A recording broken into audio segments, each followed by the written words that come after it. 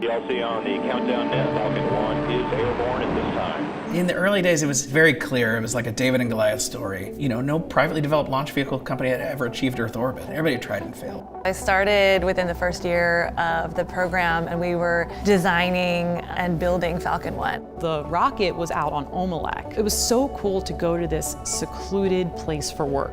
All that was there was the launch pad, a very small hangar, an office trailer, and basically an outhouse for a bathroom.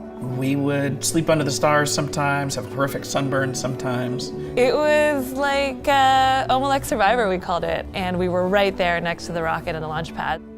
+4, +5. Living through the first few failures of Falcon 1 was really difficult. We literally had blood, sweat, and tears on that rocket. And then to see it come back down so quickly, it was heartbreaking.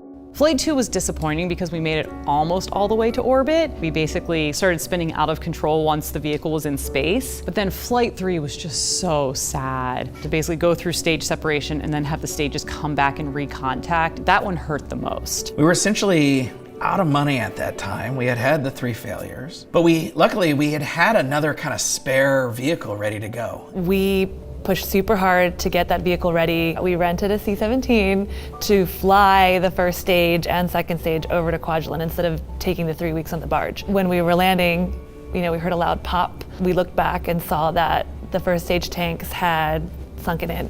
I think we thought for sure we were done. I think we thought that was the end of SpaceX.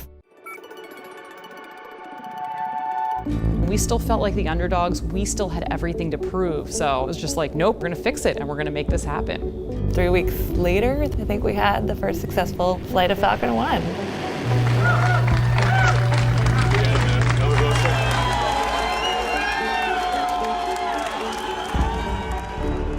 It worked. We buckled the stage on the way to Kwajalein, and we still managed to get that rocket to orbit. So that gave us good confidence moving forward that we'd be able to get anything to orbit. For me, it was like a dream come true because it was something that we had been working so hard for years, like since I started at SpaceX, and that we had seen so many failures for. I just felt validated and proud of the team for doing something that I think a lot of people didn't think was possible.